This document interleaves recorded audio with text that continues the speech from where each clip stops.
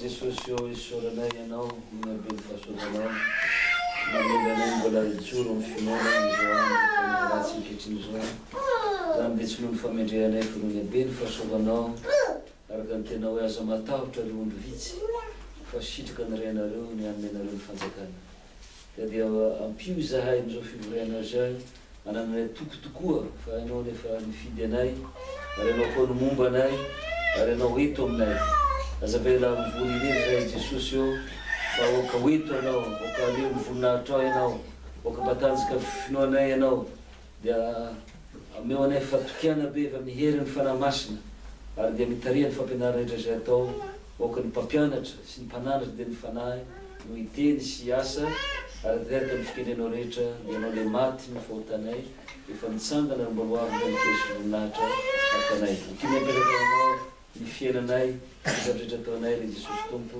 sy tokon'izy eo amen. Soatran'Andriamanitra sika aloha azoantsika fotoanatsika nyvanomoa zavatra tena ilaina moa zany dia nenanatsika fifaliana mba tsy monotona le fotoanatsika fa ny kristiana koa dia mamany faly koa ka am'izao fisotonatsika mitokana zao mba hananatsika fifaliana moa efa misy tamin'ny fiaraha-misakafo teo am'kilalao zay mbola atao koa dia fifaliana koa ny ten'Andriamanitra izay rehetra mbola atao inona moa ny programmatsika aloha ny dokotera rehefa vita sotra masina dia inona ndraiky le milalao zany inona le lalao ikizy tanora nanomana salomana nomana dia mety maritra fio le fampianarana zay atao pastora tsy mety zay ka raha ny amin'ny enina arivo amin'ny valo arivo voatapy fampianarana juskilelona atsasakadiny ve sy adindray ny fampianarana ndao ary satria tsara ho fantatry mba soko madaminazy ma fa raha tsy zany dia lasa lava be dia marofologaba fa lasa tompo zany no ataontsika androany dia misy fanazavana amin'ny ankapobeny manao fanasan'ny tompo ary misy koa fanazavana lafiny pratika zany izy no mahazo mandray ny fanasan'ny tompo manaona ny fandaminany am'izay zay ny amaranantsika azy zany dia fampianarana latako ela be ty natia natintay koa averiko misika eto ary ny farany eo zany dia teny Lutera no teny Lutera 100% zany no ameko atsika kasika an'izay dia misy lecture vitsivitsy rehetra zany dia atomboka atsika zany asizany manana bonne volonté no lecture atomboka atsika amin'izany amin'ny fara ataoko izy amin'ny docteur Marie zany docteur Marie zany Matthieu 26 andimy 26 hatramin'ny 29 Matthieu 26 26 hatramin'ny 29 Maman Mengal Marc 14 22 à 25 Marc 14 22 25 dia madame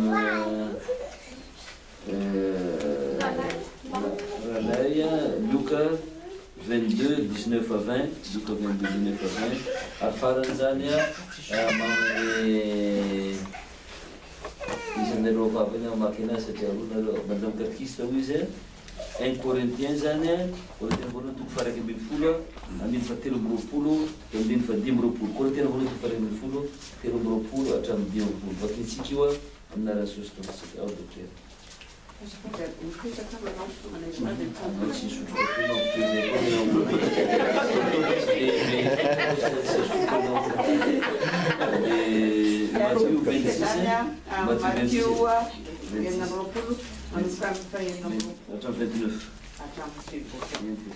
raha mbola mihinana izy dia nandray mofo Jesosy ka nonefa misaotra izy dia nivakiny ka natreany mpialatra akoho izy raiso hany itiny tena ary nandray kapoka izy ka nonefa misaotra dia natolony azy ka nataony hoe tononareo rehetra ity fa ity no rako diany amin'ny fanekena izay alatsaka ho an'ny maro famelam-keloko ary lazaiko aminareo fa hatramin'izao dia tsy mba nisotro itony vokatony voaloko itony itsony mandrapiavy ny andro iarahako misotro izay vaovao aminareo any amin'ny fanjakany raiko izy mamamengaly any zay nefa na zany aza angatantsika any mamany andy zany rehefa aveo amaky ny Matthieu 28 io hatramin'ny 28 zany mamany amty zany 18 hatramin'ny 20 28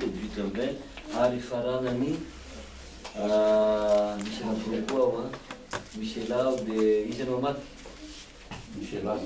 Michela valira malgasy et l'autre la Bible malgache donc on va voir quelqu'un d'autre papa ni Mengazania Marc 16 Marc 16 c'est vrai que c'est la même chose mais bon je voudrais entendre une version malgache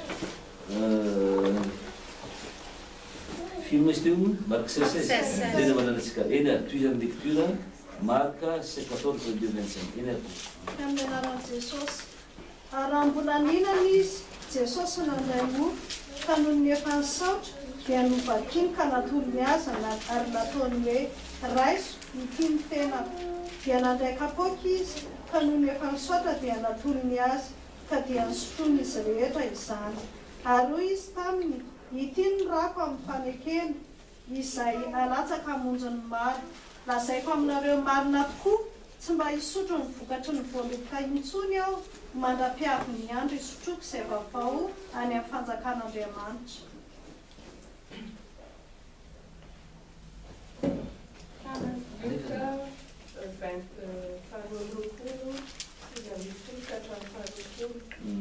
Ary nandray mofo izy ary efa saosy dia novakiny ka natolony azy sady nataony hoe ity no tenako izay fahatsiarovana azy ary araka izany koa ny kapoaka rehefa vita ny sakafo dia hoy izy ity kapoaka ity no fanefena vaovao amin'ny rako izay ahidina ao anareo.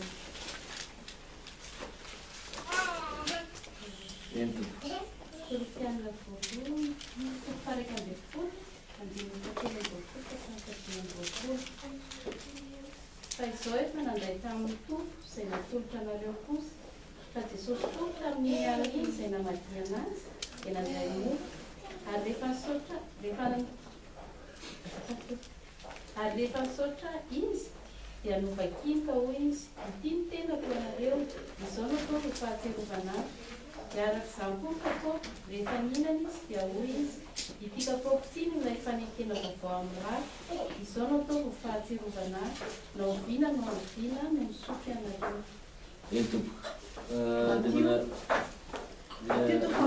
Alohan'ny hamaky zany mamany andia dia mbola foloa mbola hamaky koa ny zavatra hafa ndray fa ho avy eo ny mamany andia ho avy eo fa misy reto zany tatsika fanampiny kely 1 Corinthiens 10 zany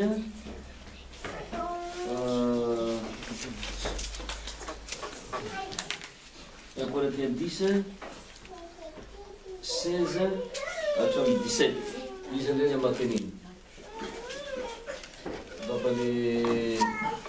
Papa Noémie 1 Corinthiens 10 16 hatramin'ny 17 ary mama Noémie ndraiky koa zany 1 Corinthiens 11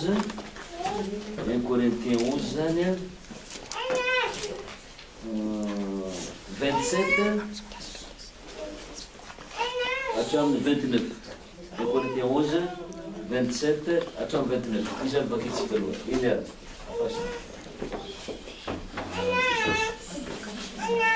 ny kapoaky ny fisaorana izay isaorantsika tsy firaisana amin'ny rany Kristy va izany ny mofo izay vakitsika tsy firaisana amin'ny tenan'i Kristy va izany satria raha ihany ny mofo dia tena raha ihany isika na dia maro aza fa isika rehetra dia samy mandray amin'izany mofo iray izany avokoa. Amen. Ho ana zofina no mihinana ny mofo sy misotro amin'ny kapoaka ny tompo amin'ny fanahy tsy mendrika dia omelohana ny amin'ny tenany sy ny rano tompo izy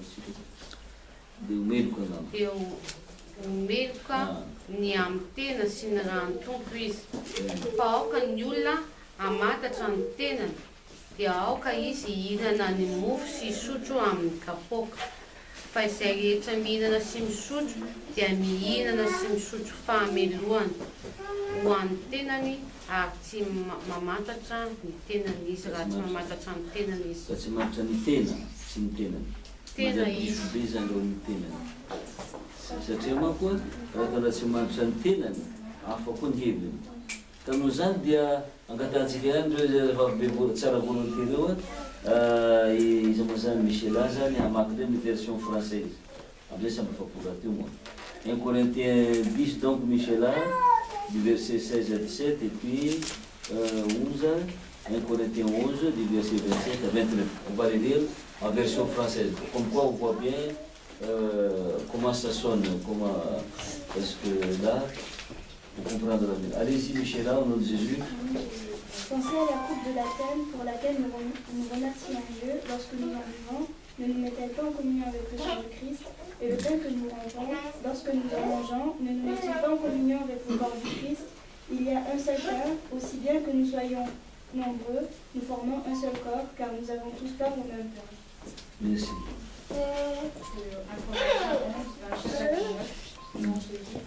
C'est pourquoi, si quelqu'un mange le pain du Seigneur et boit de sa coupe d'une façon paisible, ils seront coupables du péché envers le corps et le sang du Seigneur. Que chacun donc s'examine soi-même et qu'il mange alors de ce pain et boive de cette coupe. Car si quelqu'un mange du pain et boit de la coupe sans reconnaître leur relation avec le corps du Seigneur, il attire le jugement sur lui-même en mangeant et buvant. Amen. Satria raha atao amizay dia tatsika le corps ny tena. Ny tenany afa-po zay zany. Bon. Eny ary mamany andihy, mamany andihy. Madio toko avaram-boapolo, andimy fahavalambifolo ka hatramin'ny faharoapolo anadaran'i Jesosy. Ary Jesosy nanatona dia niteny taminy karana hoe efa nomena ahy fahefana rehetra any an-danitra sy eto an-tany. Koa mandehana ianareo dia atao mpianatra ny firenena rehetra. Manabatisa azy ho amin'ny alalan'ny ray sy ny sanaka ny fanahy masina sady mampianatra azy mitandrina izay rehetra manodidiko anareo. Ary indro izany momba nanao foana ve satria amin'ny hatramin'ny 20 teo tsy maneno zany raha dia hatramin'ny 19 dia efa mety 19 zany dia tsara. Eny tompoko farany a Marka 16:16. Izay mino sy atao batisa no vonjena fa izay tsy mety mino no hoeloina. Sotra tompoko. Ny batisa andesanao fa le teny hoe mino zany a no vonjena. Tsy mety mino no hoeloina. Any zany no zany tena. Ka araka ny vakitsika teo zany dia misy fandidian'i Kristy. Jesosy no mandidy amin'ireo texte reo zany. Vakitsika teo Matthieu 26, 26, 29, Marc 14, 22, 25, Luc 22, 19, 20, 1 Corinthiens 11, 23, 25. Dia teny fandidian'i Kristy zany hoe tompo no mandidy ny anaovana an'ireo zavatra reo. Mandidy impératif zany. Araka ny voasoratra dia misy fiavahana kely amin'ireo fiaraketanareo. Tsy tena mitovy le texte teo, misy fiavahana kely. Saingy dia misy fifanarahana tsara ihany. Raha amin'ireo zavatra izay mahatonga ny natiora sakramenta no heverina. Ireo ny tena important zany dia mitovy ihany. Fotanteraka ny filazahana amin'ny lafiny ankilany raha ny amin'ny Matthieu sy Marc zany. Hoe Matthieu sy Marc zany mitovy tsara ny texte. Ary amin'ny andaniny Luka sy 1 Corinthiens, Luka sy Paul reo zany mitovy. Asa ngaza amin'ny amin'ny Luka mpianatra Paul ngazy dia Luka mpianatra Paul. Dia tatsika fa misy fiavahana kely, misy zavatra tsy indriana. Zay zany. Dia zany angambany hevitry ny texte sotra masiny mpanoratra samy manana ny fikendreny ny mpanoratra rehetra. Na tsika zao zany manoratra zany manoratra zany Docteur Marie, manoratra katekista, zavatra ray ihany ataontsika androany mety misy fiavahana kely. Nefa zavatra événement anankiray ihany. Tahaka manoratra Docteur Marie nafinahitra ny fotoana, nomboka misakafo tsara, ary nafinahitra ny kafe tao, ny voiture dia napetraka ary misisiny ery. Ohatra, katekista dia manoratra hoe nafinahitra ny fotoana fa tsy dia nisy rivotra loatra. Ary tao amin'ny trano ambony nanaovana ny fivoriana dia tahaka an'izany. Hitatsika fa zavatra ray tantaraina fa mety misy fomba fitantarana tahaka araka ny fikendrena koa zany. Eny ary ka mety tsy mitovy loatra reo nefa raha ny amin'ny tena zavatra natiora ny fototra resahanao mitovy ihany zany. Mbara famelan-keloka, manambarana ny fanekena vaovao, tena sy rany Kristy hitatsika fa feno amin'izy toy zany. manome filazana mazava raha ny amin'ny votoatiny zavatra fototra amin'ireo filazana efitra reo i Lutera amin'ny fotom-pianarana kely. Bon, izy zany tsy dia tsara ny ampiasika fotom-pianarana kely fa tsy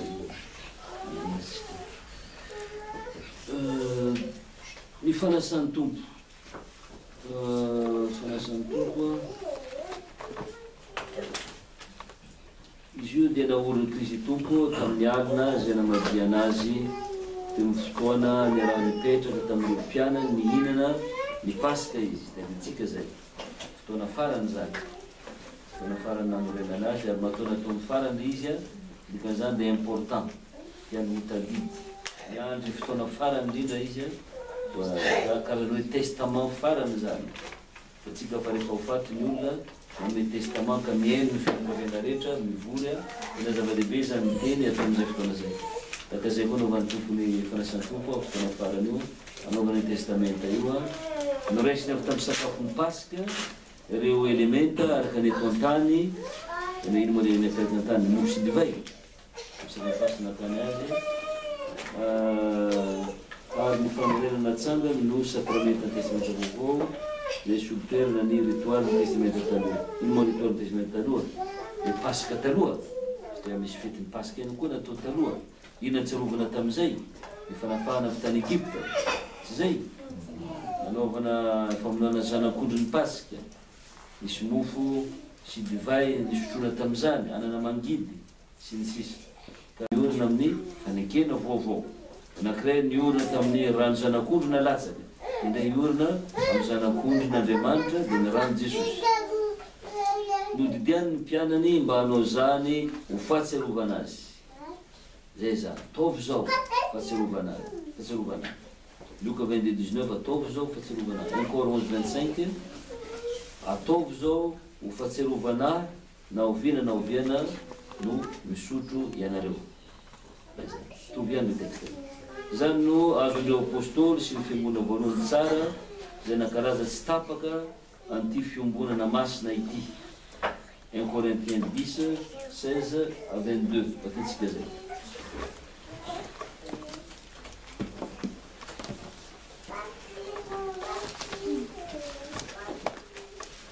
Io moa zany efa komasy ny vakitsika toy ihany zany satria ela anareo zany dia tsy vakintsika izy. Ary voalaza koa 1 Corinthiens 11:17-34 efa samy misy ampahany ny vakintsika ny amin'ireo texte reo teo.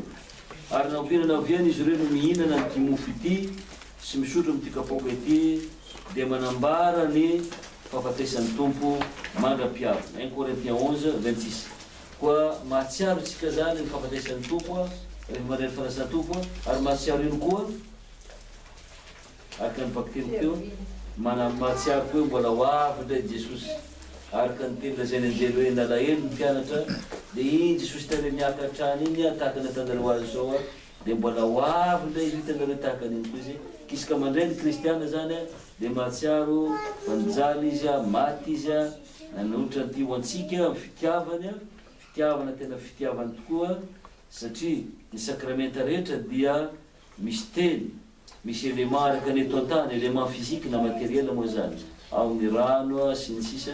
Fa ty anankiray ty koa tsy vitany hoe misy élément eto an-tany ihany mofo sy divay ary misy koa ny teny miombona aminy fa tena misy tenany Jesosy mihitsy miakompagneny zany koa.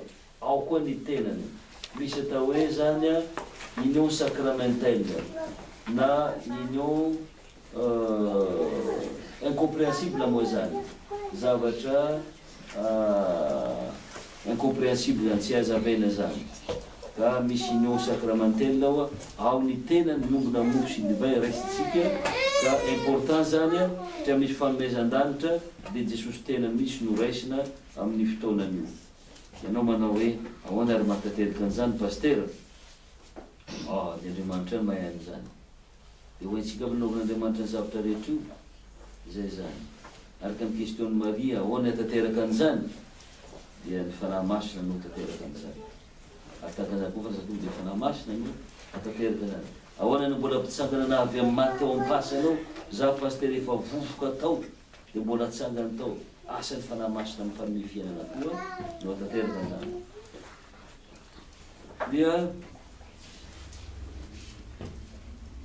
mikasika amin'ny fomba voafitona ny asa-panavotany Kristy izy ity, zany hoe ny famonjeny Jesosy rehetra dia tanteraka amin'ny fanasan'ny tompo rehetratsika azy. Ady amin'ny fanaitana tsara ho fahatsiarovana ny fijaliany sy ny fisanganany koa. Kanefa manoatra izay fahatsiarovana fotsiny ny fanasan'ny tompo, tsy commémoration fotsiny izy, zay zany, tsy fahatsiarovana fotsiny izy.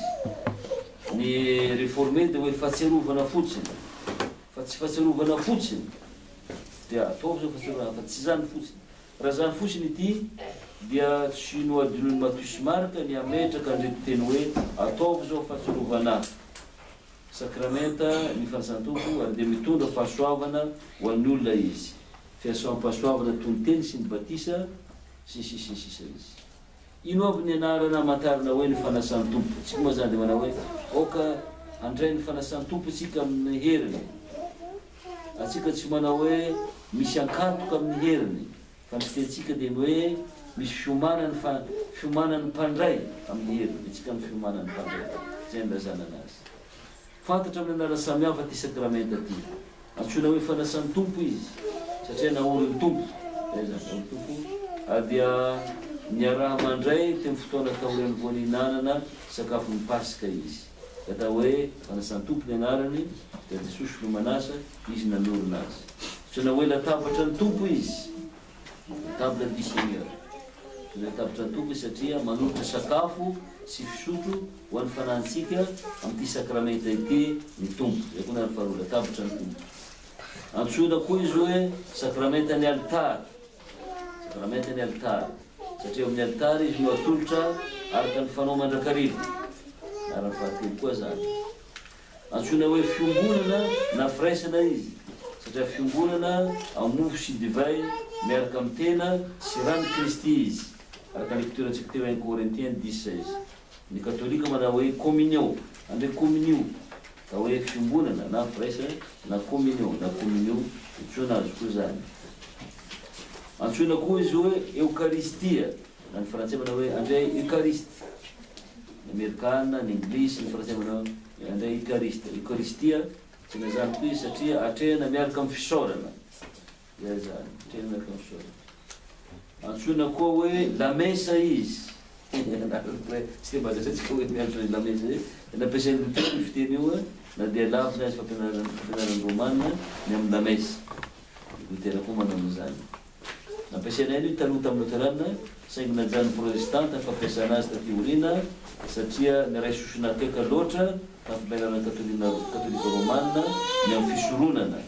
Ka ohatran'ny fanampiana ohatran'ny fisoronana hoe lamesa, dia najantsika taty aoriana fa Lutera taloha dia lamesa no nilazany anazy. Andray lamesa. Ao koa fiantsoana azy hoe famakiana ny nofo. Tatsika amin'ny Baiboly eo miasan'ny apôstôly toko faharoa, aniny faharoa fapolo. Famakiana ny mofo. Hamaky mofo, hoe handray zany. Na antsoina koa hoe sakafon'ny tompo. Korintena voalohany 11:20. Sakafon'ny tompo. Lutera koa mampiasa an'ilay hoe sakafon'ny alina. Aben de mal, amin'ny teny allemand. Sakafon'ny alina. Satria tamin'ny alina ny tompo notran'izany sakafo zany. Maro karazany, mbola maro fiantsoana azy antsoina azy, ka tsy maninona daholo raha tsy fanohitra amin'ny soratra masina ireo. Zay zany. Ka matoa atao izy satria nodidian'i Jesosy. Tsy hoe zany hoe rehefa mazoto tsika no azy na tsy mazoto, fa tena nodidian'ny tompo. Ataovy zany ho fahatsiarovana. Ataovinareo zao ho famelan-keloka. Ity ny tena, ity ny rako. Omena ho anareo, ho famelan-keloka. Ny famidian'ny tompo no mandorana azy. Ao ny fanasan'ny tompo, inona daholo ny zavatra hita ao. Misy élément avy eto an-tany ary misy élément avy any an-danitra. Élément avy eto an-tany dia ny mofo sy divay. Élément avy any an-danitra dia ny tena sy rano Kristy. Zay zany. Hoanina fomba fizika, dia tsy akoho nambava. Fa hoanina koa fomba sacramental. Satria amin'izany ianao mandray an'i Jesosy. Misy zavatra miafina tsy haintsika vinivinaina amin'ity fihinana sacramentaly ny tena sy rano Kristy ity. Satria amin'ny fomba fizika tsika mihinana mofo sy divay. nefa satria miombona mofo sy divay tenan'i Jesosy misy tao hoe fihinanana sakramantaly koa hinananao an'Andriamanitra na hinananao an' Jesosy ka misy fihinanana surnaturel zany ho antsika amin'izany mofo sy divay zany. Anao manao hoe ahoana ary mahatateraka an'izany pastera efa zavatra tsotsotra kely ihany no antsika misy zavatra ngeza be tahaka an'izany. Asan'Andriamanitra zany. Izy tsy mitady zavatra mahagaga anao amin'ny famonjenanao.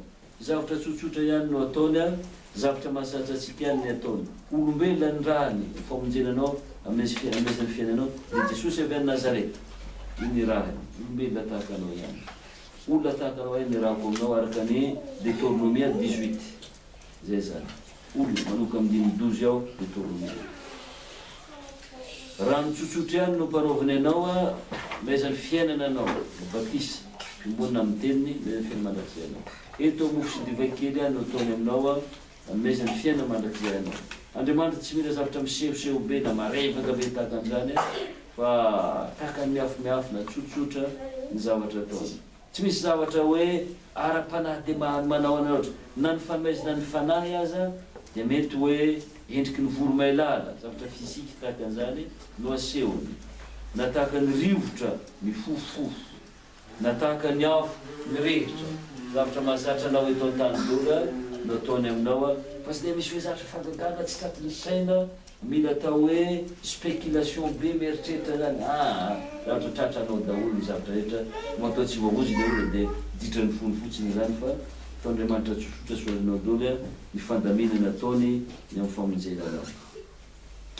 Fa misy tao hoe fiomboana sakramantaly zany mofo sy divay sy ny tena sy rano Kristy.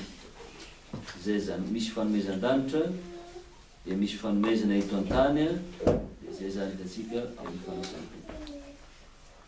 Ka raisina zany ny tena sy rano Kristy miombona mofo sy divay. Ahoana ny fandraisana azy? Raisina ao mofo sy divay, mety ny tenan'izany. Na koa hoe raisina miaraka mofo sy divay, mety koa zany. Na hoe raisina amin'ny alalan'ny mofo sy divay, mety olo proposition telo zay. Na hoe zany hoe ahoana moa zany?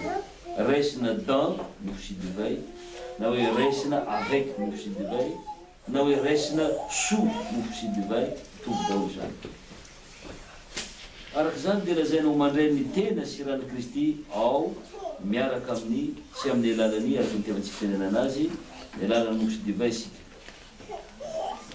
Kanefa tsy dia mbola azo lazaina ho mifanentana amin'ny fiteny tiana ho lazaina ireo fiteny telo ireo. Na dia lazaina an'izany azy dia tsy mampazava, mbola tsy mazava ihany zany. Ka amin'ny mofo sy divay dia tena misy existence na présence tena réelle sy substantielle ny amin'ny tena sy rano Kristy. Présence réelle et substantielle. Isiana tena izy dia isiany tena sy rano Kristy. Ka amin'izay dia zavatra rehetra momba ny fanavotany Kristy dia raisinao daholo zany. Zavatra vitany Jesosy Kristy momba ny famonjenanao rehetra dia raisinao daholo. Mandray an'izany ny mino, ary mandray an'izany koa ny tsy mino maditra, mandray daholo. Ny mino dia mandray zany fitahiana azy, ny tsy mino dia mandray zany dia fanameloana azy. Zay zany. Fa raha lazain'i Paoly fa meloka ny amin'ny tena sy rano Kristy tompo araka ny vakiny onja teo ireo izay mihina sy misotro amin'ny tsy famendrehana, mandray zany sy fameloana azy. Dia sehany koa milalan'izany fa mandray ny tena sy rano Kristy ny mpandray rehetra fa ny tsy mino ihany, fa tsy hoe ny mino ihany, na tsy mino koa dia mandray zany. Tahaka zany koa ny batisa, na mino na tsy mino dia mandray. Fa raha mino anao dia fitahianao anao zany, raha tsy mino anao dia favoazanao anao zany. Fa tsy hoe mila verina fanondrony koa izy. Fa ny an'Andriamanitra zany indray mandeha igny ihany dia fa ampy. Tsy mila potipoti koa ny azy. Fa zao teny indray mandeha ela be igny dia fa zay ihany anazy. Tsy mila potipoti. Fa ny anjarantsika dia mifikitra amin'izay. Zay fotsiny. Fa sinao angamba sao dia miova Andriamanitra. Indray mandeha igny dia fa zay zany ny anazy. Iny dia anjarantsika zany ny mifikitra amin'izay. Dia zany mifandehana.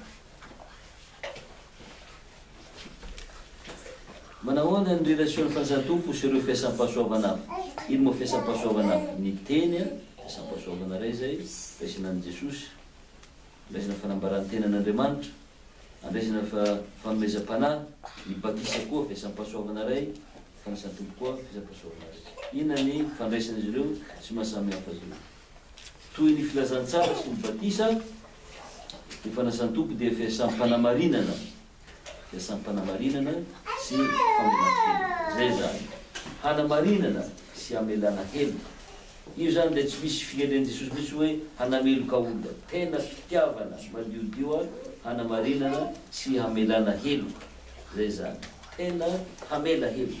Aza misalasala mihitsy fa raha nandray marina an'izany ka nino sy ny bebaka dia tena hamarininy sy havelany heloka amindreo fanomezana sarobidy ireo. Tiantsika ho lazana amin'izany fa tsy momba ny lalàna ireo zavatra rehefa filazantsara zany. Filazantsara madidio izy. Zany hoe asa ataon'i Kristy izay anatanterahany asa ho an'olombelona. Andorany ny fahasoavana sy ireo tombotsoa voarainy ho an'izao tontolo manontolo tamin'ny fahafatesany tena fijaliana ho an'ny mpandray rehetra. Araka an'izany dia fotoana fifaliana ny fanasan-tompo. Satria tena fitiavana, tena fitsinjovana anao, tena fanohanana anao, ka tokony hahafaly anao ny anatin'ny latabatra ny tompo araka izany. Araka an'izany dia tena fiasam-pahasoavana izay ampiasain'ny fanamasina, fanamasina mampiasa azy, entiny maneho marimarina amin'ny mpandray rehetra fa manana izay Andriamanitra mahakasitraka, izay mamela ny helony rehetra noho ny amin'ny Kristy izy. Zay zany, Andriamanitra tianao.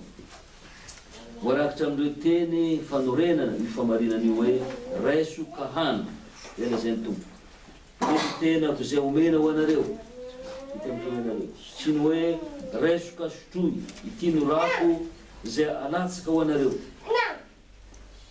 Asehon'ireo tenyreo miarihary ny afitra ara-pilazantsara, maneho fa tsy mipetraka amintsika tsony ny hanonotra ny fahotantsika. Jesosy nanonitra azy tamin'ny andatsahany rany ho antsika toy ny fijaliana. Izy ny jalo anao, izy maty anao. Mba raisana feno ireo fanomezan-danitra ireo dia ampy antsika ny hanaiky ny fanomezana, ny fahasoavana izay nataon'i Kristy ho antsika ao fanasan-tompo amin'ny finoana maro. Finoana ihany ny tadiavin'ny tompo ho anao. Toy ny batisa sy ny ampisolusiona mangina. Ino mo ampisolusiona mangina? Fametrahan-tanana zany ataon'ny pastera no ataon'ny olona mino. Azo atao koa manko zany. Ano ampisolusiona zany hoe nanatona olona anao raha nanota vavako anao metsi-tananao izy. Tsara indrindra raha pastora na mpiandry zany. Raha tsy misy pastora na mpiandry moa zany ka voatery olona mino anankiray andry afaka metsi-tanana aminao anambara teny fampiaremana hoe ry rahalahy matokia hovelany Jesosy nelokao, na ry rahavavy matokia hovelany nelokao. Sitrika Andriamanitra koa ny anaovana zany. Toy ny batisy ny ampisolusiona mangina dia manolotra andreo ny bebaka tsirairay ny famelan-keloka, manolotra fiainana sy famonjena ny fanasan-tompo. Mba tonga ny fahasoavana izay toriny filazantsara amin'ny rehetra ho voambara sy voatolotra amin'ny tenany isan'olona izay manato ny latabatra masina. Kanefa manana toetoetra izay tsy hita amin'ireo fiasam-pahasoavana hafa ny fanasan'ny tompo. Inona zany ny diferansa? Amin'ity sakramenta ity, i Kristy dia manomboka ase. Manomboka ase zany sy manamarina ny famelan'ny helontsika amin'ny fanoloran'ny tenany sy ny rany. Fa amin'ilay sasany hoe dia tsy misy an'izany. Amin'ny batisa tsisy hoe fanoloran'ny tenany, fa rano sy teny fotsiny ny ao. Fa amin'ity kosa dia sy nitomboka ase zany programany zany amin'ny fanoloran'ny tenany sy ny rany izay raisy ny mpandray ao araka teny pastera teo miaraka ary amin'ny alalan'ny elementan'ny mofo sy divay. Araka ny voazana ny Corinthiens 10:16, nanamboazana Corinthiens 10:16 manao hoe mikapoaka ny fisaorana izay fisaorantsika sy firaisana amin'ny rano Kristy va zany. Tena misy rano Kristy ao. Ny mofo izay vakintsika sy firaisana amin'ny tenany Kristy ve zany. Tena misy tenany Jesosy zany ao amin'ny fandraisana. Ny réformé tsy manaiky an'izany. Tsisy an'izany fa io ohatra fotsiny ireo. rehefa paoly milaza hoe raha mandray anao tsy dika zany fa tsy mipartage tena ny ve anao, raha misotro dive anao tsy mipartage rano ve anao, tena resinao. Ary ohatra ka anao mandray fanahy mendrika, io zavatra tena resinao io a tsy hanameloko anao ve, tena ambara mihitsy zany amin'ny 11:27 mekmeko hoe nazovazo mihinana ny mofo sy misotro akapoaka tompo afanahy mendrika dia omeloko amin'ny tena. Zany hoe omeloko amin'ny corps resinao io, tsy omeloko amin'ny rano tompo resinao, araka an'izany. Oka n'olo hamatitra ny tenany, zany hoe ny tenany hamantarany, aloka izy mihinana mofo sy sotro amin'ny kapoaka. Ohatra mihinana sy misotro sy mihinana, dia misotro fanamelona ho an'ny tenany, raha tsy mamantitra ny tena izy, iny le tena eo. Ny corps ny Kristy resinao. Mazava tsara teny foana. Raha tsy fantarinao ny corps resinao, manameloka ny tena, didio tsara ny tenanao. Ka noho zany tena misy présence ny tenany Jesosy sy rano Jesosy amin'ny fandraisana. Ka anao manao an'io ataonao kilanao, tena omeloka amin'ny corps resinao ianao ary tena meloka ny mora resinao io anao. Misy zavatra avy any an-danitra, matière céleste manjany. Zavatra an-danitra marina ao fanasan-tompo. Dia ny tena sy rano Kristy. Resinao amin'ny zavatra fototra io. Zay tsy hanana sakramentany batisa ary amin'ny lalan'ny fanomezana io matière an-danitra io manome antoka an'ilay mpandray Jesosy. Satria manome corps no anao izy manome antoka an'ilay mpandray Jesosy ny famelana memem-pona ny fahotany. Sakramenta-pamonjena zay tokony hifalian'ny mpino tsirairay tokoa ny fanasan'ny tompo. Sakramenta-pamonjena tokony hifalian'ny mpino tsirairay tokoa ny fanasan'ny tompo.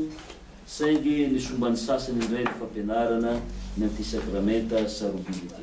Ary misy zavatra nampisarika ny fiangonana, dia misy zavatra nampisarika ny fiangonana moatra ny zavatra. Io ny tena sarobidy indrindra, io ny tena mahafaly indrindra.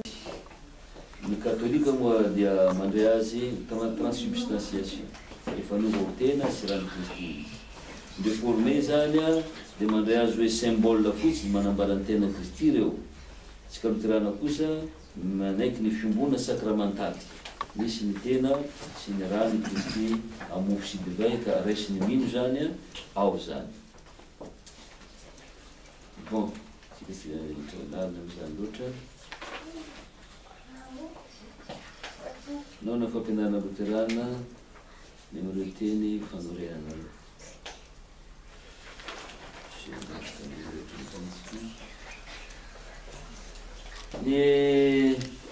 Ny réformé manko manome tsiny.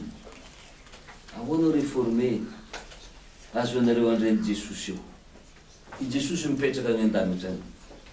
Ka anareo andray anazy mofonareo amin'ny kapoaka kely. Tsy maninona zany antsika.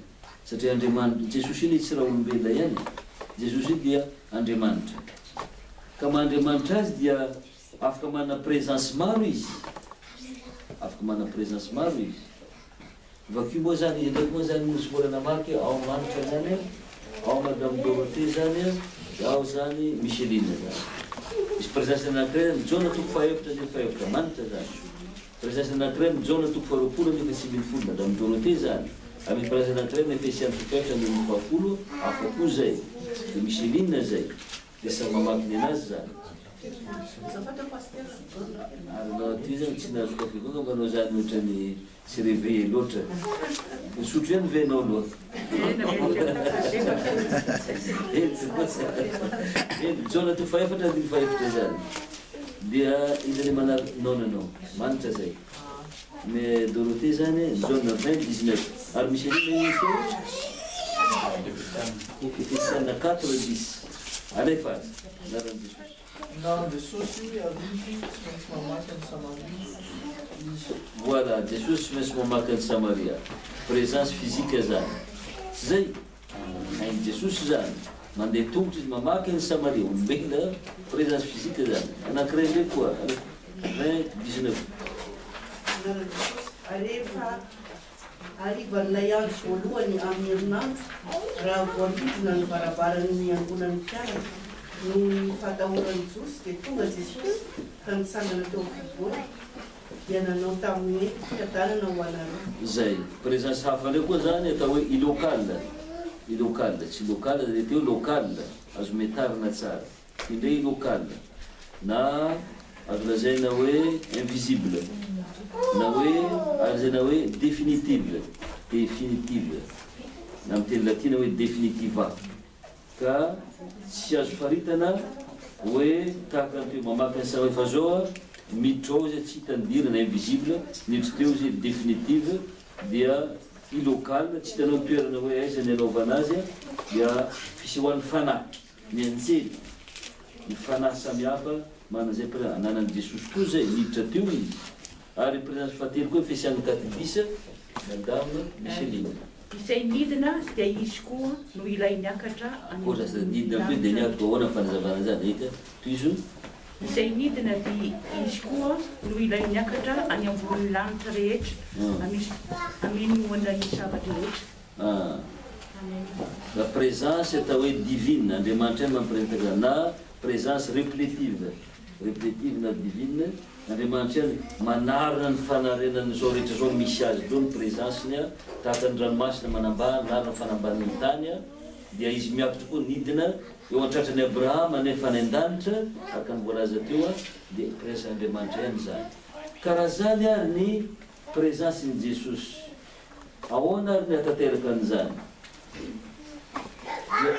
anazavan'ny kristologia zany dia zao a Jesosy amin'ireo natiorany anankiroa manatiora izy maolombelona manatiora mandriamanitra misy atao hoe communication des idiomes ahoana ny communication des idiomes ny maha-olombelona azy dia iarahany mandriamanitra azy koa ikambanany satria rehefa tonga persona reny natiora maholo sy natiora mandriamanitra dia zay misy amin'ny natiora mahola dia raisiny natiora mandriamanitra koa ary zay natiora mandriamanitra koa dia partageny amin'ny natiora mahola ka noho zany dia tsy letrany fahafatesana izy na maty ary dia nitsangana maty satria ny natiora mandriamanitra tsy ho letrany fasana iazomina izy ka noho zany na olombelona izy satria nresiny natiora mandriamanitra amin'ny tena ny natiora maha-olombelona dia afaka mipartage aminy zany toerana zany ka na an-danitra izy dia afaka ao amin'ny mofo sy divin mikapoka ihany koa izy dia ao izy afaka manatrika eo izy araka ny présence ny maha-définitive azy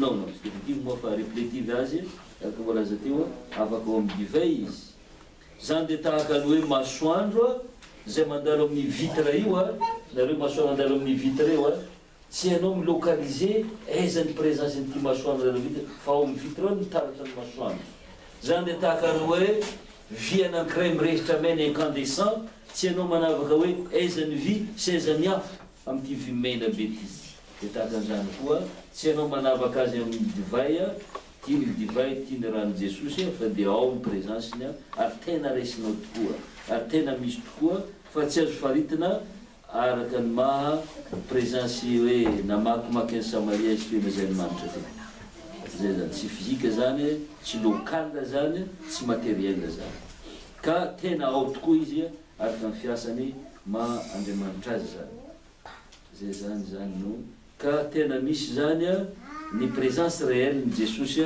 amin'ny mofo sy divay manahoana zany présence réelle zany azolona rapotro re teny fanorenana dia teny fanorenana moa nivakitsika teo reny izy efatra izy teo reny dimy azy tsy amiresaka Paoly ny amin'ireo mpandray amin'ny fanahy tsy mendrika zany 1 Corinthiens 11:27-29 teo ny fisiana marina ny tena Kristy sy ny rano Kristy amin'ny fanasantokoany hoe io tenin'ny Paoly io tsy teny Paoly ihany fa re teny fanorenana io no anamarinana an'izany satria lazainy fa ity ny tenako raiso zao ity ny raha sotronareo zao hoaninareo zao tena lazainy fa ao ary ianao raha mba tsy mamantitra ny tena ho Paoly dia omeloko amin'ny tena resinao dikan'izany mofo sy divay io tena misy consubstantiation tena miombonao tokoa ny tena sy rano Jesosy reo teny fanorenana no azon'ny Lutera mandrakariva ho fahatra tamin'ireo mpampianarana atreny io zany mitazony mafy reo teny fanorenanareo tsy tenin'ny Paoly mitazominy hoe anamarina tena misy tenan'i Jesosy sy rano Jesosy lazainy Kristy hoe ity ny tenako sy hoe ity no rako ary dia tsy ho azo azavaina fomba hafa ny teny raisina litérale zany raha ho lavina ny fisiana marina zany hoe présence réelle mifototra hoe tsy tratry ny saina fatarina zany dia raisina koa zany anton-javatra zany andavina reo fampianarana momba ny trinité tsy azonao fatariny saina nefa inoanao zany akazany koa ny fahatongavana nofo tsy rezavana zany nefa ino anao sy ny javatra maro takafitsanana maty sy ny sisa fa ny fimonina hafa be adevitra be am'izany fa tsy mandany amby am'izany tsika bon Porque tem doctor Adem Fosse não pasteur hoje.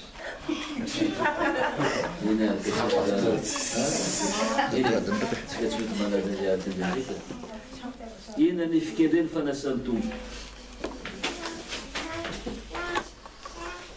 E para Santum que tem na mena nova o famelanquilo. E na nossa parede o famelanquilo. Suas amizades ambarantelo o mena o anareu. Se alatsika ho anareo ho famelan-kelo zany hoe omena antsika amin'ny lalan'ireo tenireo fanasan-tompo ny famelan-kelo ny fiainana ary ny famonjena satria zay misy famelan-kelo ko olo tena dia tsy maintsy misy fiainana misy fahafinaretana koa ary misy koa famonjena menanao famelan-kelo koa zany fanasan-tompo fanamarinana raha misy olona nanotaka na tsy ao tena mibebaka fona manesy tena dia mandeha fanasan-tompo izy mba voasasa amin'ny fahotana izy aseho reformateur eto fa nanampiny Kristy amin'ireo fehezantena hoe itiny tena fitiny rako ireo firazana hoe omena ho anareo sy alatsika ho anareo Luka 22:19 hatramin'ny 20 mba ny ahoana ny fakendrena ny hoana fitenena sy atonjavitra ny firaisana amin'ny fanasan-tompo zany atonjavitra zany no azoantsika mamantatra ny antony na tonga ny Luka sy Paoly hilaza amin'ny vatana hoe ity kapoaka ity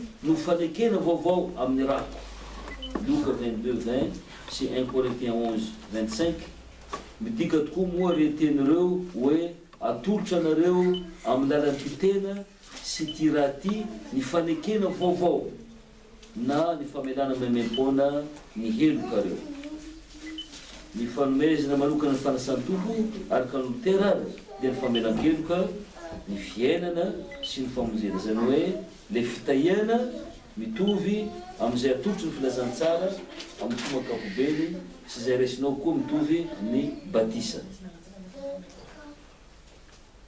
tolotra anareo amin'ny lalan'ity tena sy raha ty ny fanekena vaovao na ny famelana memem-pona ny helokareo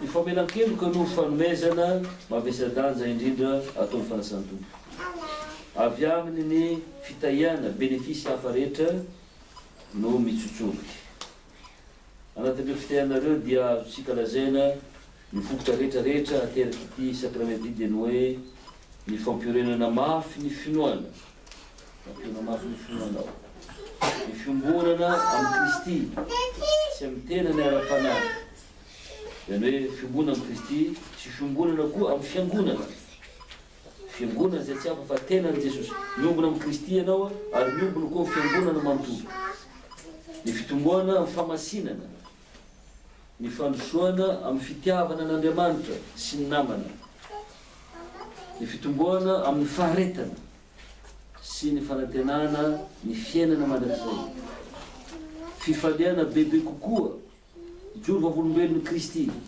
1 Corinthiens 11:26 miasa ho fanavahana ny kristianina amin'ny tsy mino koa ny fanasan-tompo mampiavaka anao amin'ny Jetikrisy zany izy rehefa tena rehetra reny moa dia avy amin'ny fitaovam-panamarinana ny fanasan-tompo fiasana ny fanamarinana izy izy ary no mahazo mandray ny fanasan-tompo zay zany ny farany ataontsika ty zany a teny nataony Lutera dia izy no mahazo mandray anazy io koa problema be mitsika amin'izao andro tokoa satria reo pastora mpitarika teo taloha no ny situation sy ny contexte aty Frantsa tia azo olona tsika ary koa dia tsy tazo fanameloana misy malagasy dia nazo nanatona daholo ny olona rehetra tahaka ny fety moa zany avia fa misokatra ity fa Luterana tsy manana zany saina zany tena tsy ekeny Luterana zany hoe dia andray daholo ny olona rehetra fa nataontsika zany taty Frantsa mba satria malagasy maro atya mbola malemy atsika mila mahazola dia navela daholo ny olona rehetra ahoana ny teny Luterana amin'izany zao ary mpanompo sy mpitandraraha an'Andriamanitra ny pastora teny Lutera zany mikopieko mpanompo sy mpitandraraha an'Andriamanitra ny pastora 1 Corinthiens 4:1. Makikely ary zay. 1 Corinthiens 4:1.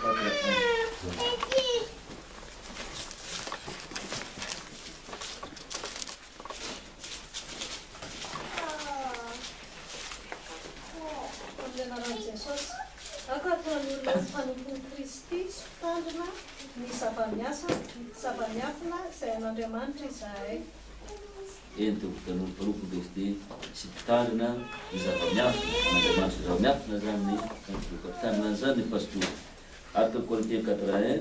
Araka izany dia tokony hanolotra an'ireo fiasam-pahasoavana amin'ny fomba sy fanao mifanaraka tanteraka amin'ny fanorenan'ny tompo izy. Tokony atolo ny fanasan'ny tompo fanaraka tsara amin'ny fanorenan'ny tompo. 1 Corinthiens 4:2. Izy koa dia maka an'izay. Amin'ny anaran'i Jesosy. Araha izany dia fantatrareo fa ny mpitandrina dia tokony olona mahatoky. Matthieu 28:20.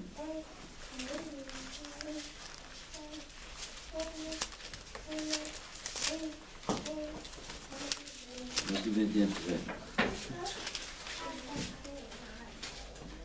Oka misy mamaky sady mampianatra azy mitandrina izay rehetra anazy tiako anazy. Voilà, misy adidin'ny pasteur koa mampianatra azy.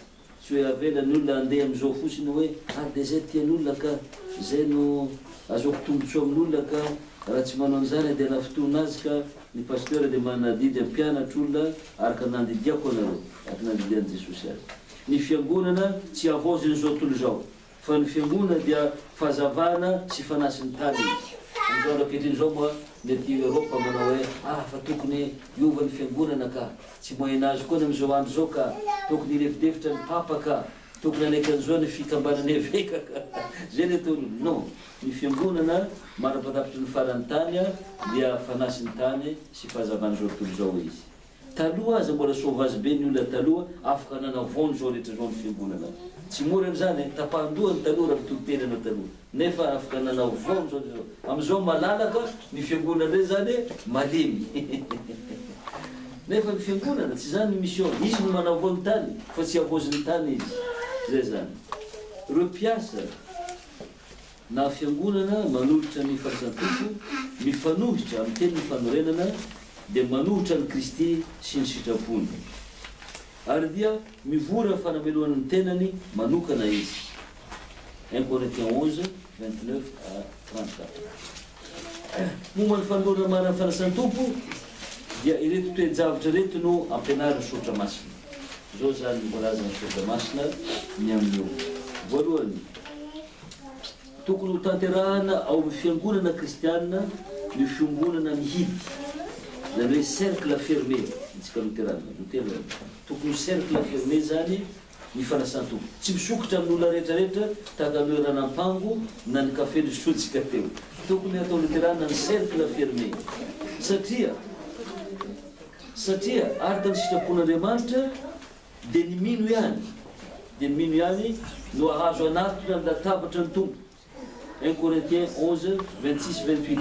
Averitsika vakily ambe koa io zany. Ny mino ihany no afaka anatona azy. Fa naoviana ianareo nomena ny fitony mofitony sy misotro amin'ny kapoka dia manambara ny fahafatesan'ny tompo ianareo mandra-piavana.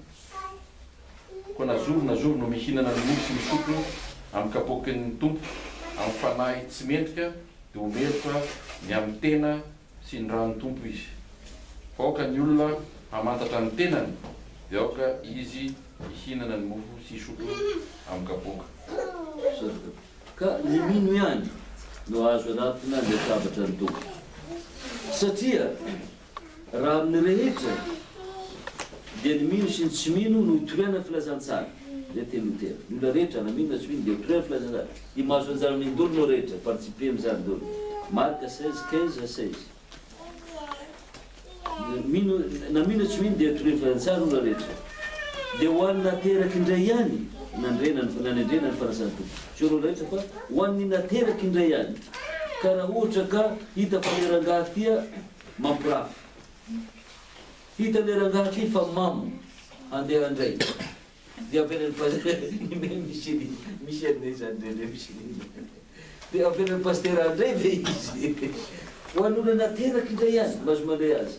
Tamin'izany dia zao amin'ny fiomanan'ny mpandray mila midinina tsara hoe izy any tokony andray fiangonana ato misy ta hoe olo avetsika fimanany mpandray rehefa be zay zany dia olana teraky indray azy mahazo mandray azy araka ny volazany teny fanorenana sy ny fanao ara-pitsipika napetraky ny apôstôly 1 Corinthiens 16 sy ny 11 26 hatramin'ny 34 nivakiny docteur Rado teo 1 Corinthiens 16 fa nivakintsika teo a manao hoe kapoka amin'ny fisaory soratsika dia firaisina amin'ny tenany Jesosy sy ny rany Jesosy zany ka ny olona teraky indray ihany no mahazo mandray azy araka zany fampianarana Lutera tenany boky atao hoe Saint Louis chapitre 11 dia ny alinéa 615 zao ny voalazany Lutera ao tsy tokony hafafy amin'ny vahoaka tahaka ny atao filazantsara ny fanorana ny fanasan-tompo 3 points lavabe niraisany ao rehefa nitony filazantsara aho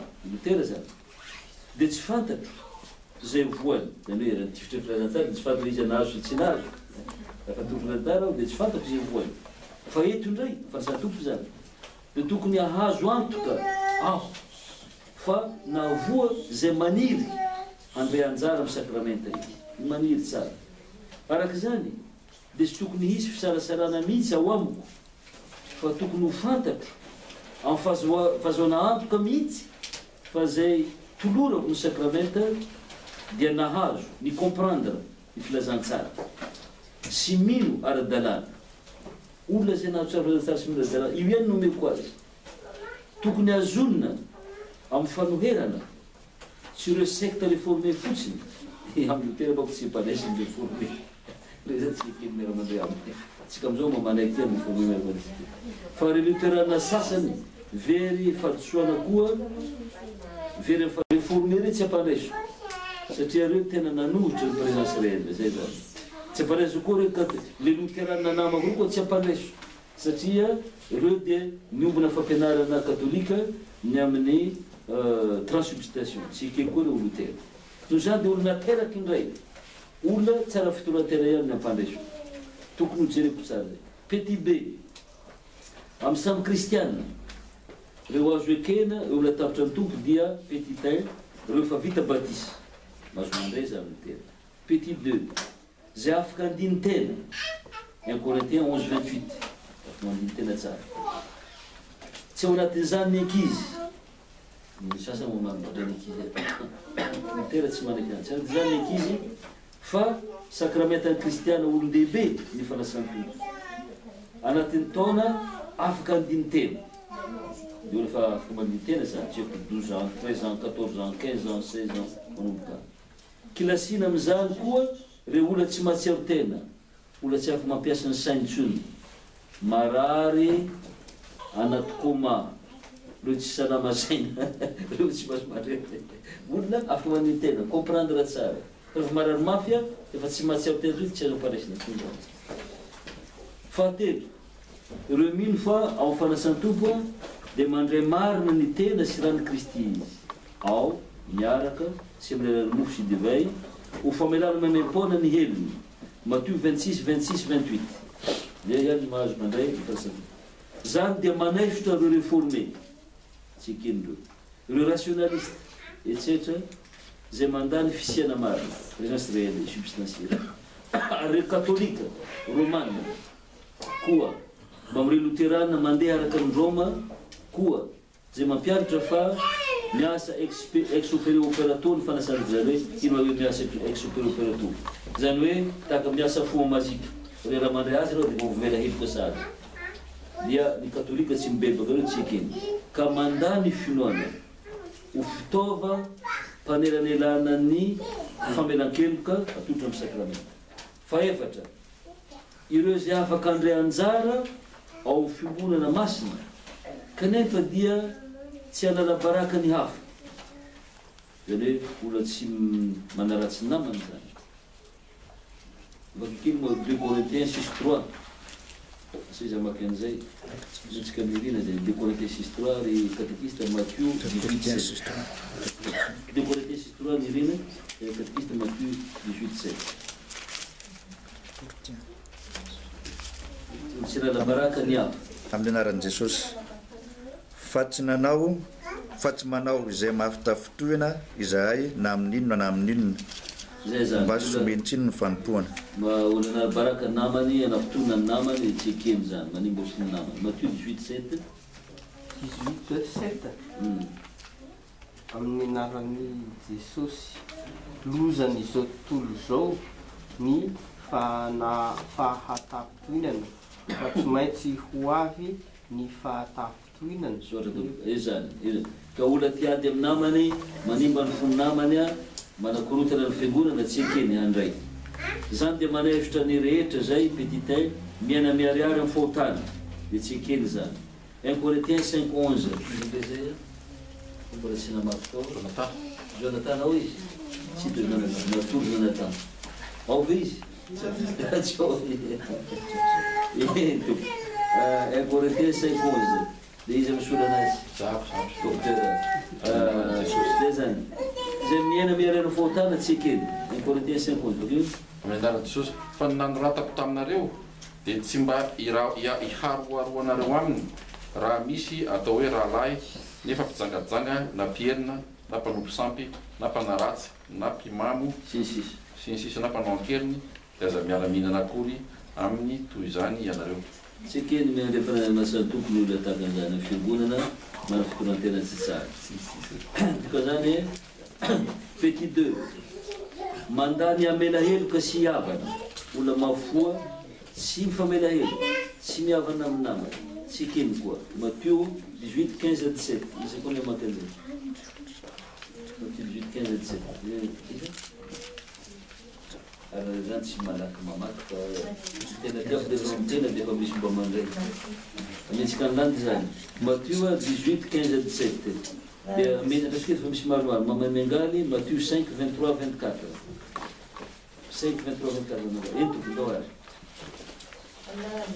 namiany fosiny sika raha tsy mahita eny ary raha mamonta aminao ny rahalahinao dia mankanesa ny aminy ka rehefa mitokana ianareo lahy dia asely azy ny fahadisoana raha miainanao izy dia tahazonao ny rahalahinao fa raha tsy miainanao kosa izy dia ento miaraka aminao nandray sisy misotra mamany rindra zany ny olona mafoa tsy mamela ny heloko ny namany ao dia tsy amela lotera-pandraisina fazatoto 5:23-24 ary amin'izany raha mitondra fanatao eo amin'ny altara ianao ary eo no mahatsiaro fa ny rahalahinao manana lahelo aminao dia avelao alohan'ny altara ny fanatotrao ka mandehana aloha atao izay hiavananao amin'ny rahalahinao ary verina dia voatoera ny fanatotrao ataovana ny fihavana famelan-keloka fa vita zay fandraisin'ny paster anao fa nareo mbola niady teo nya dia andray tsy ekeny lotera zany fahatelo meloka amin'ny fiombolana amin'ny ratsy sy ny fanompoan-tsampy Romana 16:17 mazava ho azy zany 2 John 10:11 aona mpisampy raha teo dia tsy ekena misy miandraiky mazava ho azy amitsika zany tokony lavina amin'ny rehetrarehetra mambra ny fiangonana ao amin'ny fadisoam-pampianarana sy ro mandrenjara fampivavahana tsy kristianina sy antikristianina mikapoka zany hoe reo rehetra miditra amin'ny secte zay zany miditra amin'ny secte fadisoam-pampianarana zany miala ny fiangonana ka miditra amin'ny secte dia tsy ekeno atao ho membre handray na fampivavahana tsy kristianina ohatra hoe silamo boudiste sy antikristianina manotra fakristiana dia tsy mazava ho azy tsy ekeno misy texte kely bakitsika Ephésiens 4:1-6 datatsika madame Ralais zay Ephésiens 4:1-6 madame catéchiste ndray Ephésiens 5:7-11 Ephésiens 5:7-11 ary mamany andi 2 Corinthiens 6:14-18 2 Corinthiens 6:14-18 madame Ralais Ephésiens 4:1-6 bakitsika amilana sosotombotsika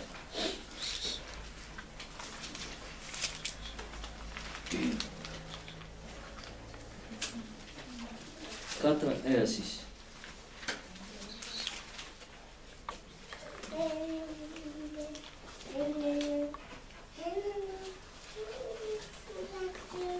Ephésiens 4:1-6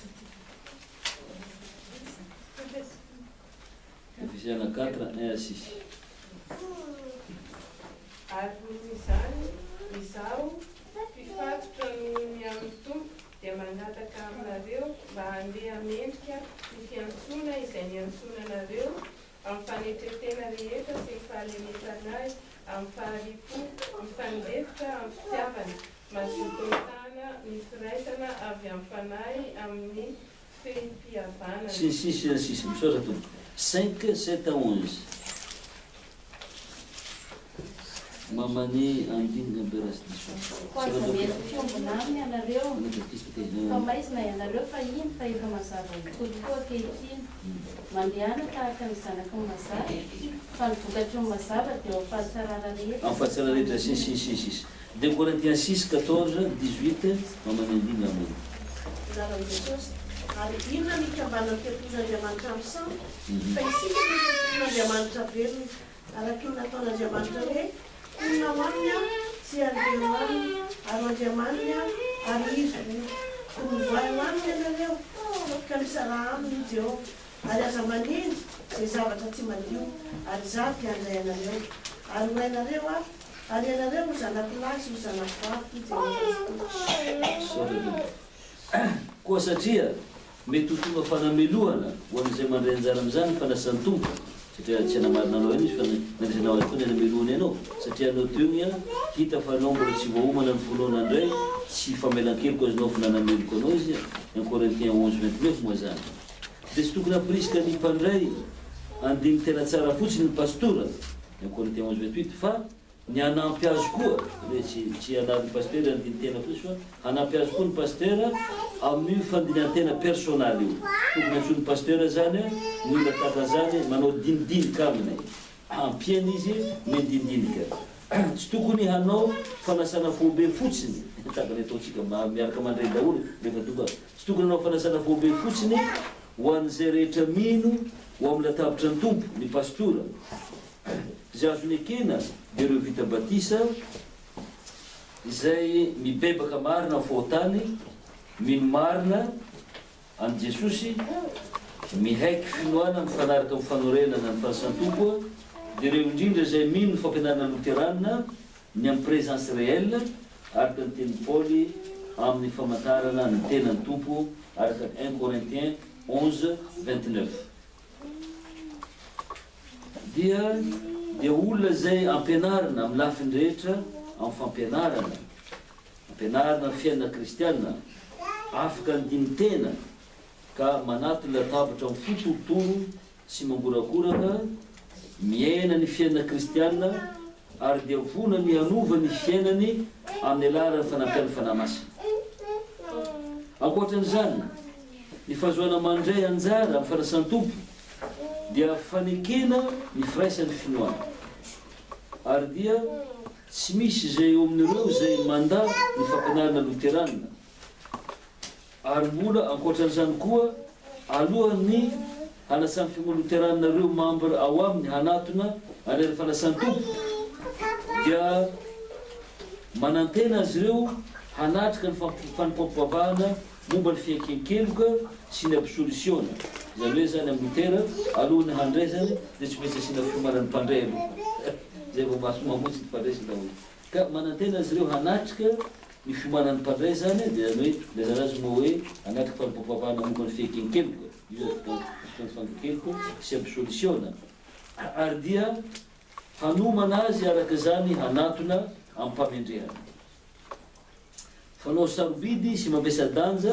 io fiomanana amin'ny fiankenkeloka sy absolutiona io satria manampy ho amin'ny fankalazana tandrify ny fiombonana masina ilaina ny anatona ny mpandray tsirairay amin'ny fototoro sy mangorakoraka ny fanasana tsaro marina nefa fa tsy ampahany momba ny fanasan-tompo io fiomanana io tsy hoe zany hoe raha tsy nongony anao dia tsy hoe tsy mahazo mandray tsy dia zany loatra tsy hoe ampahany momba fanasan-tompo fiomanana io ka zay tsy tafanatrika anio no ny antony manokana dia tsy mahazo mandray tsy zany hoe mety misy possibilité zany hoe miasa anao ka tsy nanatrika ka tsy amparesina tsy zany tsy dia zany loatra noho izy raha tsy afaka manatrika le membre nefa dia efa nanomany tena manokana ary dia manatona fototoro sy mangorakoraka izy dia tsy tokony sakanana izy anatotra misy antony zany ny sakanazy mazava tsy natongavany.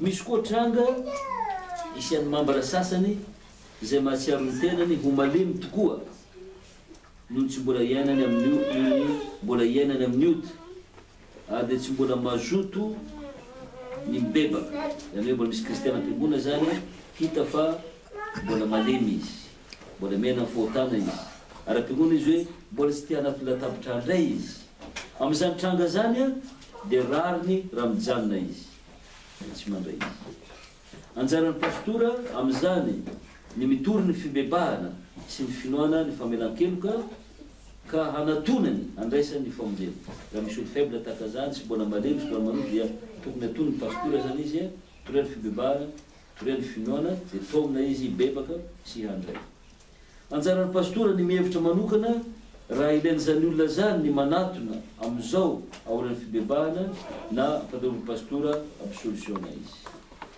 ho an'ireo izay mahatsiaro tena lalina ny amin'ny otany sy ny tsy famendrehany dia tokony ampirisihana hatsapa izy fa kazan'olona toy zany indrindra no nanorenana ny fanasan-tompo raha misy olona mpanota tsy tanteraka nefa fa tolotolo fo izy malahelo izy tokony ampifantarina olona tahaka zany indrindra nanorenana ny fanasan-tompo tsy natao any marina io fa ny olona hibebaka fa tokony hanatona izy olona toy zany indrindra no tokony hila sy haniry ny fahasoavana atolotra amin'izany koa satria mikasika indrindra ny amin'ny finoana marina ny famendrena sakramentaly ary koa mampiorina tsara sy mampitombo ity sakramenta ity dia tokony ho raisina ho afanasan'ny tompo ny malemy finoana Matthieu 11:28 John 6:37 ambony zany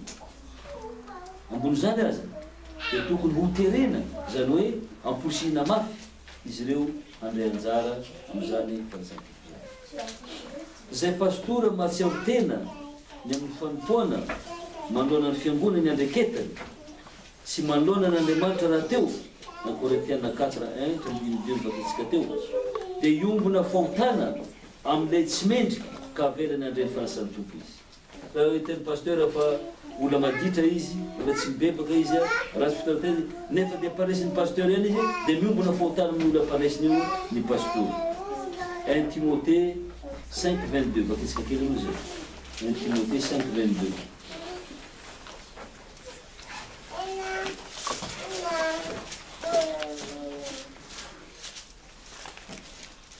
Timothée 5:22 amin'ny anaran'i Jesosy aza malaky mamitra tanana amin'olona na iza ary aza miombona ota amin'ny sasany tena izy madio ny tenanao ka raha pasteur fahitany fa ty olona tsy manatena kristiana nefa avelany pasteur andray any dia pasteur koa mamelika amin'ny tenany dia tokony ataony pasteur amin'izany dia ny ampijanona an'izany olona zany amin'ny fandraisana ohatra trangan'olona ray izay mandany havana amin'ny rahalahy Matthieu 5:23-25 Matthieu 18:28 sy manara Luka 17:3 tsy ny fiangonana no manao fanambarana ofisialy ny amin'ny fanonganana le olona ny Corinthiens 5:13 fa zany dia raha ny fitsaboam-panahy kedama ataony pastora tenany ilazany miariary fa tsy mbola afaka manatony latabatra masina aloha le olona amin'izao fotoana zao tsy midika ho fanozonana na fandroana azy tsy ho anatin'ny fiangonana kristiana nefa zany fa fitezam-pitiavana hitarihana azy ho amin'ny fibebahana fa raha zany pasteur hoe fiandroany fa hitarihana azy amin'ny pitiavana mba tsy ahotena bebaka raha ohatra ka mitaraina amin'ny fiangonana le olona zany hoe tezitra amin'ny pasteur izy ka mitarena amin'ny komity izy raha ohatra ka mitarena amin'ny fiangonana le olona ka tereny fiangonana hamerina le olona ny pastora kanefa dia madio ny eritreniny fa manao ny marina ny pastora amin'ny fanaovana an'izany dia leo ny pastora mametra am-pialana amin'ny asany toy zay ny hamela an'io hamaha an'io fanonganana io napetran'io amin'ny fiorenana amin'ny ten'Andriamanitra raha ohatra ka mitarena dia meny fiangonana rariny ka pasteur zany resy lahatra fa ten'Andriamanitra no raha aleo pasteur midémissionné toy zay ampandray amin'ny olona io tsy fanorenana araka an'Andriamanitra ny fiekenkeloka ampabe-maso sy mangina tokony azonina ihany nefa izy ny absolument ina ny ilana ny fanasan-tompo nécessité ilana ny fanasan-tompo tokony anatina matetika latavitra ny tompony mpandray araka ny ambarany sotra masina 1 Corinthiens 11 26 29 tokony matetika lilantsika no andray kanefa tsy filana tampo no voatery tsy maintsy atao zany tsy obligatoire tsy maintsy ataonao raha marary ianao na misy mizavatra tsy mahafaka anao tsy tokony anjeny eritretra anao raha tsy tafanato nefa tokony atao matetika izy araka ny teny tompo atao mandrakariva zao fa tsy rovanato ny finanana ampanahy ny tena kristireliany araka ny Jaona toko fahena ny 53 finanana ampanahy tena kristireliany zany hoe ny finoana kristireliany no zavatra tsy maintsy ilaina ny amin'ny famonjena sola fide tsy voatery tsy maintsy atao amin'ny fomba tsy azo alana ny finanana sakramentaly ny vatatenany mazava eto ny teny Augustin hoe tsy ny tsy fahazahoana fa ny fankalana sakramenta no misarika ny fanamelona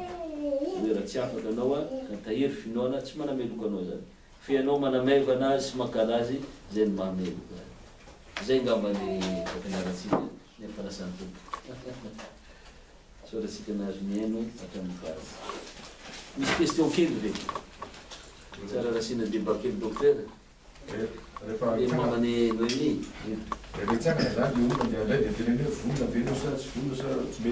normalement tokony misy fomanana ny pasteur midididika ampandray zany ahitany pasteur hoe izy ny tokony takan'izany normalement tokony hainy pasteur dolo ny mpandray rehetra amizao zany de sarotra ohatry kany Antananarivo Saint-Nectara mpandray misy efatra arivo ndray anatiny eo mety tsy de hainy pasteur fa io moa zaraina par secteur reny zay tokony amandry secteur ny pasteur amatotra dolo ny ondry entiny amantara manahoana ny fiainany takandre mandeha tany Fianarantsoa misy raha matoa tena nidereko tsara mahazo ta fikamanam-behivavy toerana rehetra dia ahitako anazy izy mipetraka vory avaratra dia mahafinaritra dia very ny akoho na dia nitady ny akoho koa arivariva jery akoho vadika atao mba ny akoho tsy hita tonga takaiky le raha matombotsarony eo ao reo mamo misotro ao ha gaga kira matona kisombedy kaino misotro ao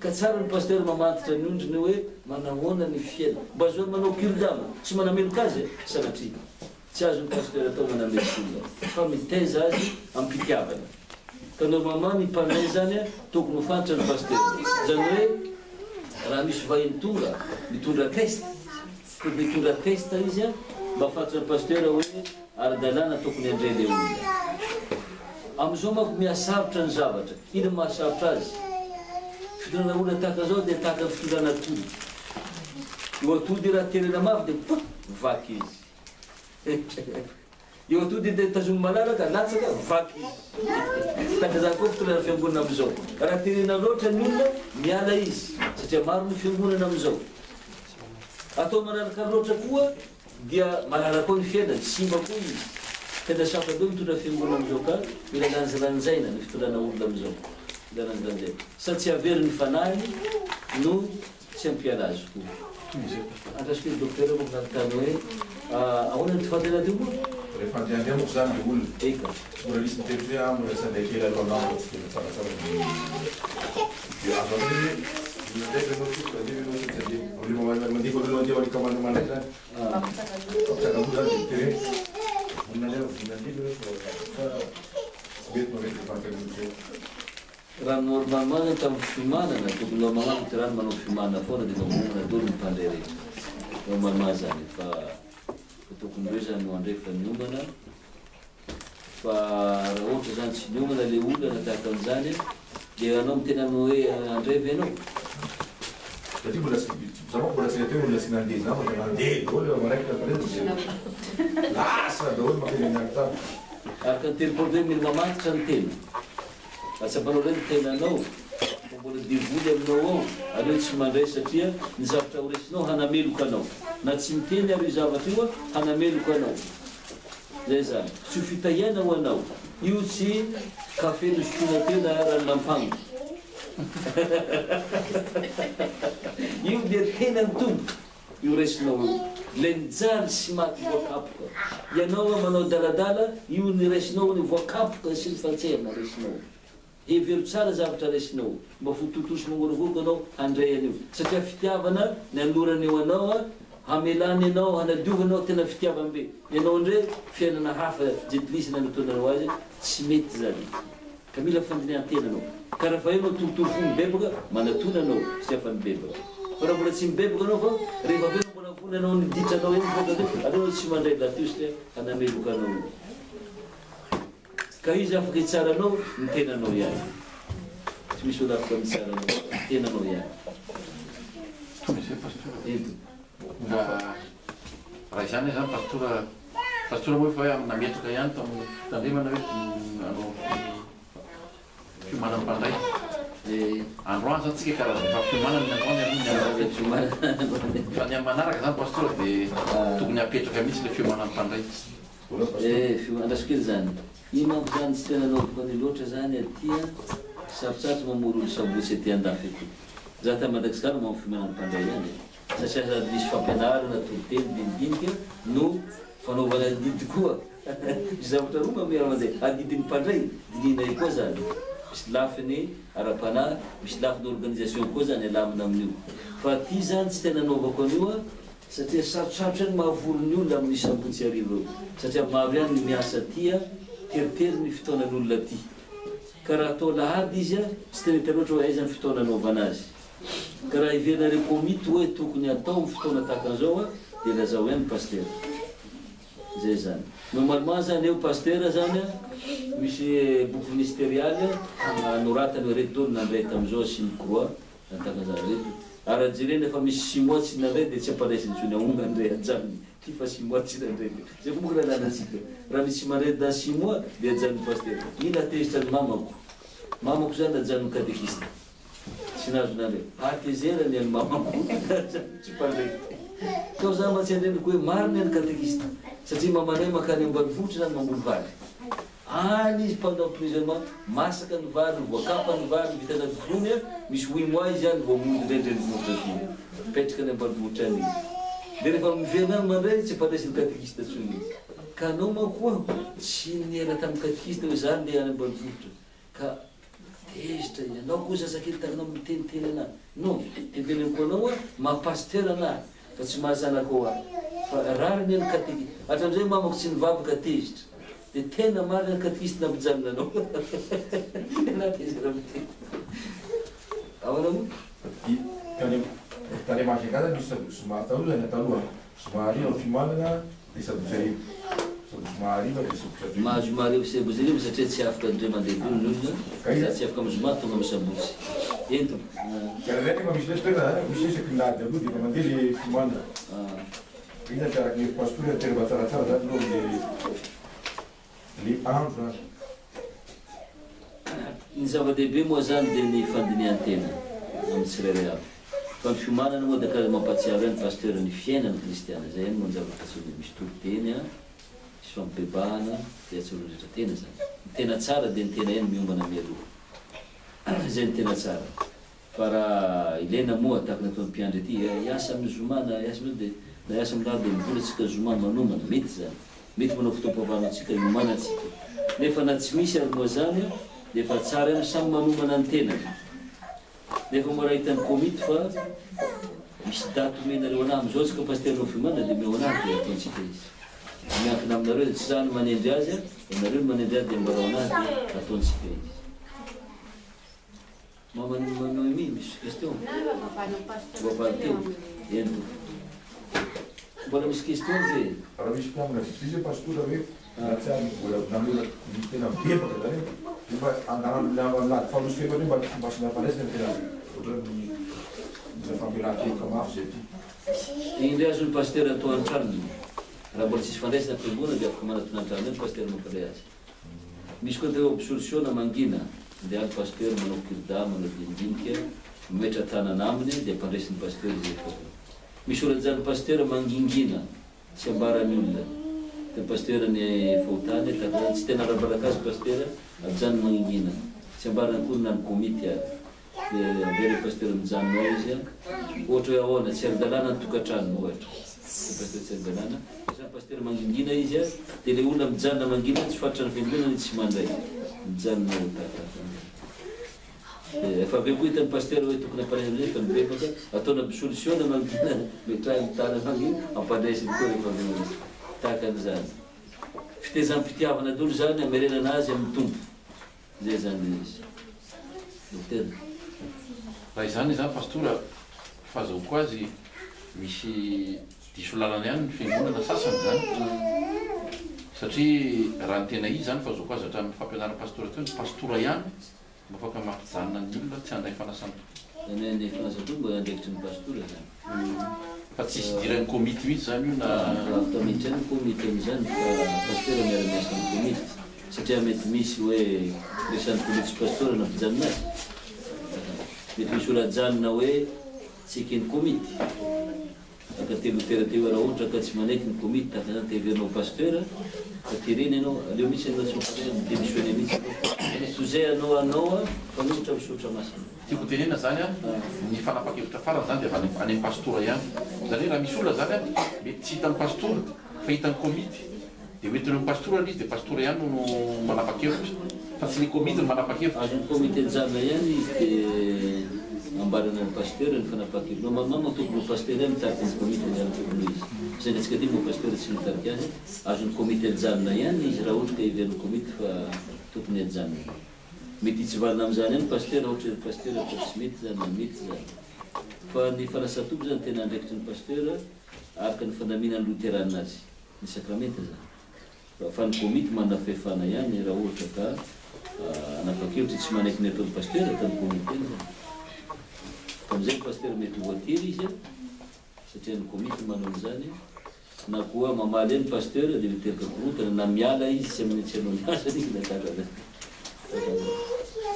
farantinena pastora ny ao anako misaotra ny pastora aloha nampianatra nyty rasy hoe tsanonabitsy nampianatra nyty momba fanasany tompo ty ary ilaina averimberina l izy satria tamin'ny mois de juillet tany à Paris tamin'ny jobin'ny pastora Rakotandoro Mivaky président FLM dia nitantara mihitsy i pastora président fa ny misy orisonota zany any États-Unis rehefa misy vahiny ohatran'io dia antanininy hoe inona ny fampianarana azonao momba ny fanasany tompo dia tsy mandray misy zara ozy tena tezitra ozy pastora président FLM satria za no antaniny zareo koa tsy navenany zareo nandray mihitsy aloha fa hoe inona ny fampianarana fantatro momba ny fanasany tompo dia rehefa mifanaraka amin'ny fampianarana zany zay vao afaka mandray fa rehefa tsy mifanaraka amin'ny fampianarana dia tsy afaka mandray ka tiako tenina moa tsy hoe zany loatra fa hoe ny azy zany dia ty tsara zany ny ahafantarantsika ny fampianarana momba ny fanasany tompo amaterana atsika satria raha mandray fotsiny tsika nefa tsy fantatsika zay antony andraisantsika zany dia manahirana ihany fa dia misaotra ny pastora ny fampianarana toko dia tsara pastora mba averimberina tsy hoe averimberina isam-bolana moa zany fa mba averimberina isa-taona le mba fampianarana ny fanasany tompo inona zany no tsy anaken'ny luterana katolika ny antony ny antony zany manao atao hoe mamerina mandrakariva izy ny fisoronana masina hoe averina zany le acte ny fanomboanany Kristy fisorona masina dia averina matetiky misotra masina efa nyteny hoe matitry mandeha mba tsy dimbasina ny fisoronana vitany ka hanao ny fisoronana matetika taka zany tsy azonay ekena hanomboan'ny Kristy isan'andro taka zany tsy ekenay misy koa aminy atao hoe théorie de la concomitance théorie de la concomitance ny membre mandray mofo fotsiny fa tsy mandray divay satria agnatin'ny vatana dia efa misy raha mandray mofo anao dia efa ampy zany théorie de la concomitance tsy ekeny mitiraha tsy maintsy mandray koa izy ny deux espèces ny raha ny divay sy ny mofo ny azy mofo ihany tsy ekeny koa zany aveo koa zany ny pretra ihany mpisorona afaka manao azy misy atozavatra maromaro zany ary farany koa zany tena ngezabe koa lasa transsubstantiation ka le mofo teo efa namasina igny dia niova ny endrika iveloma forme ihany sisa sy ny tsirony ny forme sy ny tsirony ihany sisa fa raha ny substance ao dia efa niova rany Kristy sy tenany Kristy ka ivavahana iandolehana ka tsy ekeny luterana efa ampianarana zay ka raha misy avy amin'ny andray mitsika dia ampianariny indray miverina confirmation ndray ampianarin-dray ho mahazo mandray ampianarin-dray raha misy katolika zany amintsika zany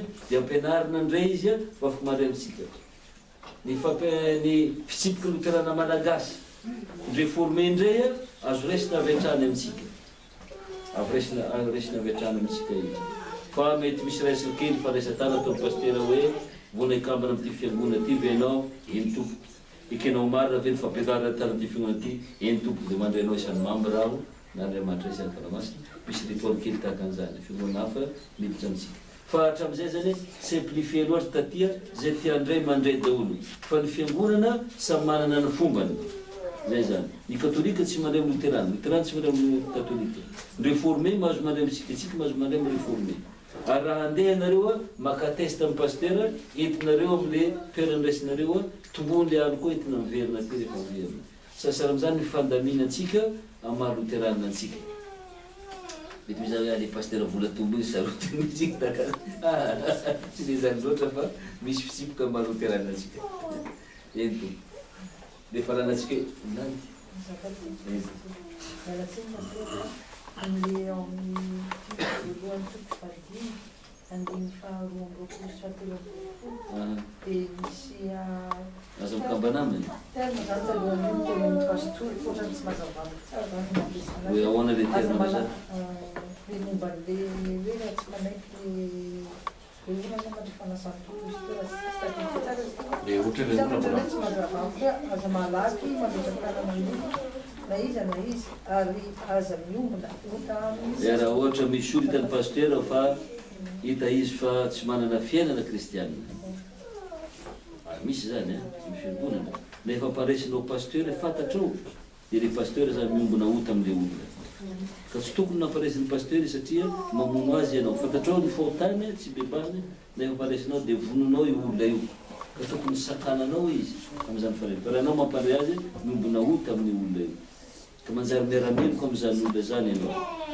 mety misy manko hiaingatra amin'ny pastera na tahaka an'izany dia mpandresiny any le ka anjaran'ny pastera misakana azy a sy midinidinika aminy amin'ny mpitiavana satria tsy hitany fiainana raha teony zany ho very ihany le olona zay zany fa ny finoana ihany ny andovana fiainana na pastera zany tenako ka hita fa tsy ao ny finoana mihidy ho anahy ny lanitra io na mahay metsara vela sy hitakiny ao na pastera mihidy ho anahy any lanitra remo zany fa finoana ihany dirina amity fiainana ity zay zany jesosy finoana ihany jerena tsy ny mahakatekista anao tsy ny mahampiandry anao tsy mahapastera anao fa ny finoanao ny finoananao anananao fitiavana ny finoanao andeferanao ny finoanao mampalemy fanahy anao sisisisisi zay ihany tadiavin'ny tompo aminao azay ny ilana ny toloteny zay ilana fampianarana hoe madio ianareo ny teniko zay lazaiko taminareo fa raha tsy mety mibebaka